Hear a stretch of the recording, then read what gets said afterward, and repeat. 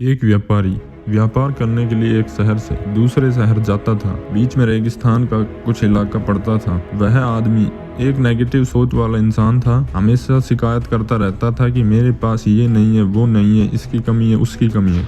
एक दिन वह रेगिस्तान से गुजर रहा था, तभी उसकी पानी की बोतल खाली हो जाती है। उसे बड़ी जोर की प्यास लगती है, लेकिन रेगिस्तान में पानी ना मिलने की वजह से उसे बहुत गुस्सा आता है और बोलता है कि कितनी खराब जगह है, ना कोई पेड़ ना पानी, रास्ता भी लंबा है, रेगिस्तान करना पड़ता है।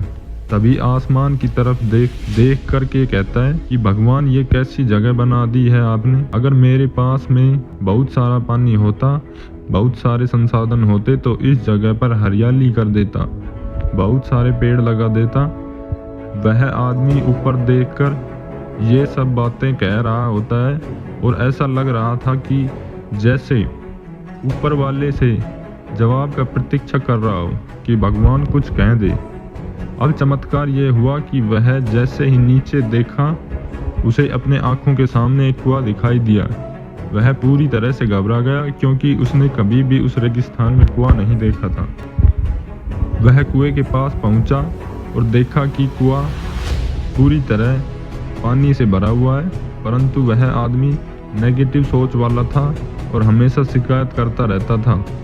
और फिर से आसमान की तरफ देखते हुए बोला, भगवान, पानी से भरा हुआ कुआं तो दे दिया, लेकिन पानी निकालूं कैसे। तो इस बार जब वह नीचे देखा तो फिर से चमत्कार हुआ। उसे कुएं के पास रस्सी और बाल्टी दिखाई दी, लेकिन आदमी फिर से ऊपर देखा और बोला, भगवान, अब इस पानी को ले जाऊं कैसे।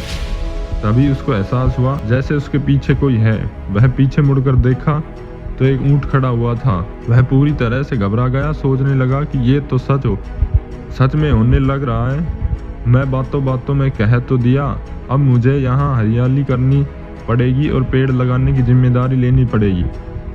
आदमी को पानी से भरा हुआ कुआं मिल गया, बाल्टी और रस्सी मिल गई, पानी को ले जाने के लिए ऊंट भी मिल गया, सब कुछ मिल गया। अब वह आदमी सोच रहा था कि ये मैं बातों बातों में क्या बोल दिया, ये तो गड़बड़ हो गई। अब वह तेजी से दौड़कर भागने लगा। वह भाग रहा था, उस जिम्मेदारी से बच रहा था। तभी एक कागज उड़ते हुए आया और उसके शरीर से चिपक गया।